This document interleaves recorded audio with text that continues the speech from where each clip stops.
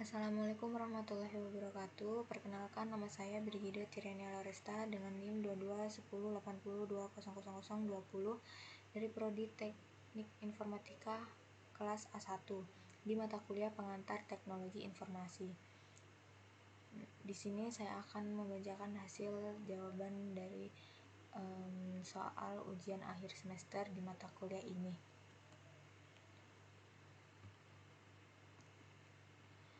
Yang pertama, sebutkan dan jelaskan 3 alat yang digunakan untuk virtual reality. Yang pertama, controller.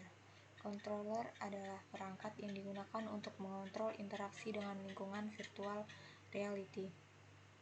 Controller dapat digunakan untuk menggerakkan objek atau karakter dalam lingkungan virtual atau untuk mengontrol sudut pandang atau posisi dari pengguna.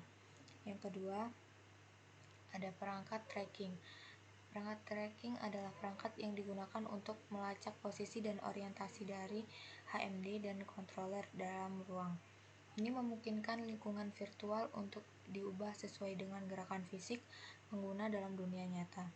Yang ketiga, ada head mounted display atau disingkat dengan HMD. HMD adalah perangkat yang digunakan untuk menampilkan gambar atau video virtual reality.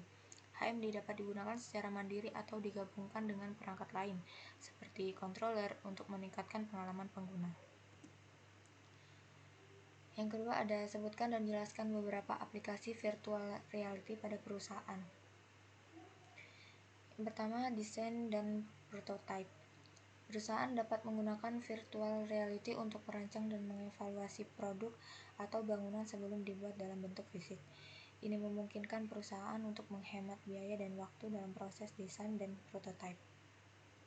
Yang kedua, ada pelatihan. Virtual reality digunakan oleh perusahaan untuk memberikan pelatihan yang lebih efektif dan efisien untuk karyawan. Pelatihan virtual dapat digunakan dalam berbagai bidang seperti teknik, manufaktur, atau kesehatan. Yang ketiga, ada virtual meeting. Virtual reality dapat digunakan oleh perusahaan untuk meningkatkan komunikasi dan kerjasama antar karyawan yang berbeda lokasi dengan menyediakan ruang virtual untuk pertemuan.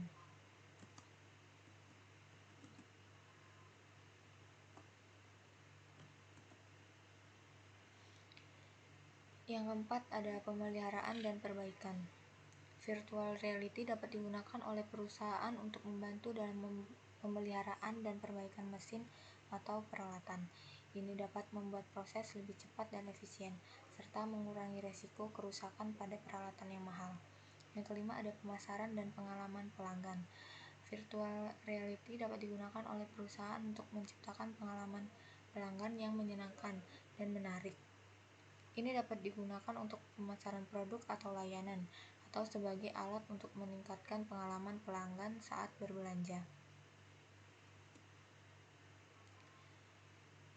Ketiga, ada mencari 3 jurnal mengenai speech recognition.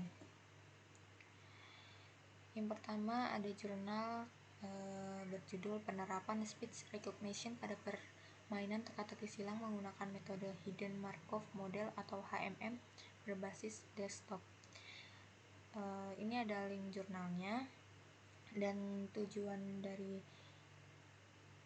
jurnal ini itu adalah speech recognition dapat diterapkan pada permainan teka-teki silang dengan menggunakan metode Hidden Markov Model HMM berbasis desktop dengan cara sebagai berikut: pengambilan data suara, pelatihan model HMM, penerapan model HMM, penggunaan hasil interaksi pemain. Dengan menggunakan metode HMM, permainan teka-teki silang berbasis desktop dapat meningkatkan interaksi pemain dan membuat permainan lebih menyenangkan dengan mengakomodasi input suara sebagai metode untuk menjawab soal. Yang kedua, ada jurnal mengenai speech recognition sebagai fungsi mouse untuk membantu pengguna komputer dengan keterbatasan khusus.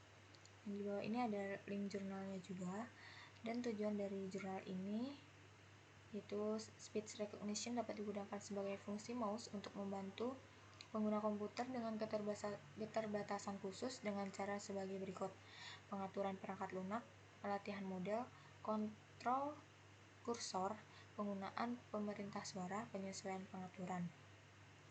Dengan menggunakan speech recognition sebagai fungsi mouse, pengguna dengan keterbatasan fisik dapat mengakses komputer dengan lebih mudah dan independen. Ini juga meningkatkan produktivitas dan efisiensi dalam menggunakan komputer. Dan yang ketiga adalah jurnal mengenai desain dan implementasi speech recognition sebagai media pembelajaran pronunciation bahasa Inggris. Di bawah ini adalah link jurnalnya, dan tujuan dari jurnal ini adalah dengan menggunakan speech recognition sebagai media pembelajaran, siswa dapat belajar pronunciation bahasa Inggris dengan cara lebih interaktif dan efektif. Sistem akan memberikan umpan balik yang cepat dan akurat tentang kesalahan pronunciation yang dilakukan siswa, sehingga siswa dapat memperbaiki kesalahannya dengan cepat dan efektif. Selanjutnya ada soal mengenai sebutkan dan jelaskan jenis e-government beserta contohnya. Yang pertama ada e-government kolaboratif, adalah jenis e-government yang berfokus pada kerjasama antar pemerintah, swasta, masyarakat, dan organisasi internasional. Contohnya adalah sistem e-pengadaan yang digunakan untuk melakukan kerjasama antar pemerintah dan swasta dalam proses pengadaan barang dan jasa. Yang kedua ada e-government service oriented, adalah jenis e-government yang berfokus pada pemberian layanan publik seperti pelayanan kesehatan, pendidikan, dan perizinan. Contohnya adalah aplikasi e-kesehatan yang digunakan untuk melakukan pendaftaran dan pelayanan kesehatan secara online. Yang ketiga ada e-government participatory, adalah jenis e-government yang berfokus pada partisipasi masyarakat dalam proses pemerintahan, seperti pemungutan suara, survei, dan forum diskusi. Contohnya adalah sistem e-voting yang digunakan untuk melakukan pemungutan suara secara online. Yang keempat ada e-government transaksional, adalah jenis e-government yang berfokus pada pengelolaan transaksi pemerintah seperti pendaftaran, permohonan, dan pembayaran. Contohnya adalah aplikasi e-KTP yang digunakan untuk melakukan pendaftaran dan perubahan data kartu tanda penduduk secara online.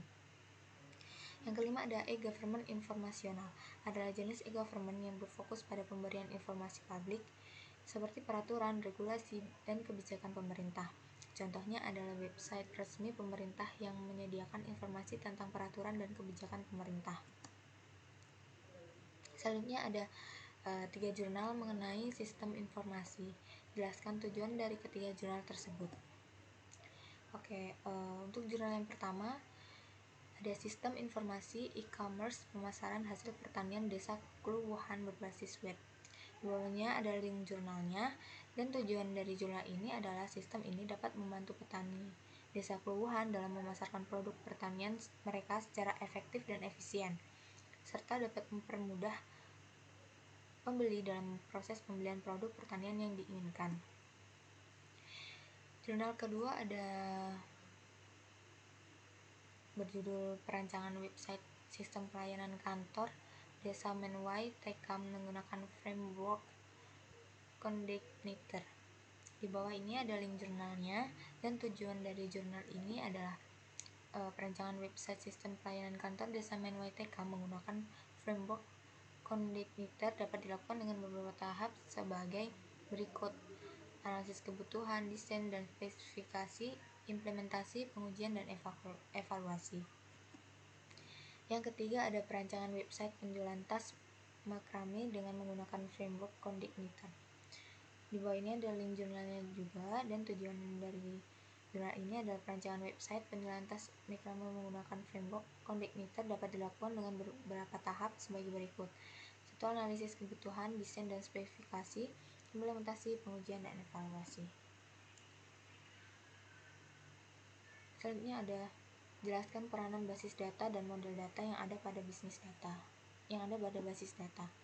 Basis data adalah kumpulan data yang disimpan secara terorganisir dan dapat diakses dengan mudah untuk digunakan dalam aplikasi atau sistem.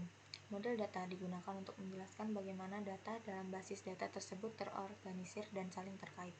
Ada beberapa model data yang dapat digunakan dalam basis data, di antaranya 1. Model data hierarki. Model data hierarki menyajikan data dalam bentuk pohon, di mana setiap data memiliki satu atau lebih parent dan child. Data dalam model ini dapat diakses dengan mengikuti path dari parent ke child. Yang kedua ada model data relasional. Model data relasional menyajikan data dalam bentuk tabel yang saling terkait dengan menggunakan kunci yang disebut primary key dan foreign key. Data dalam model ini dapat diakses dengan menggunakan queries SQL. Yang ketiga ada model data objek. Model data objek menyampaikan data dalam bentuk objek yang memiliki atribut dan metode. Data dalam metode ini dapat diakses dengan menggunakan OOP, Object Oriented Programming.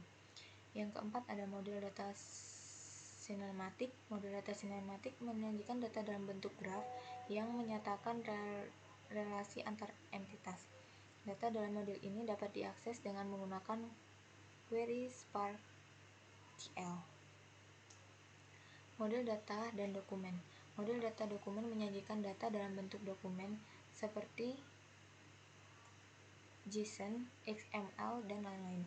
Data dalam model ini dapat diakses dengan menggunakan query yang disesuaikan dengan format dokumen. Sekian penjelasan dari saya. Kurang lebihnya saya mohon maaf. Assalamualaikum warahmatullahi wabarakatuh.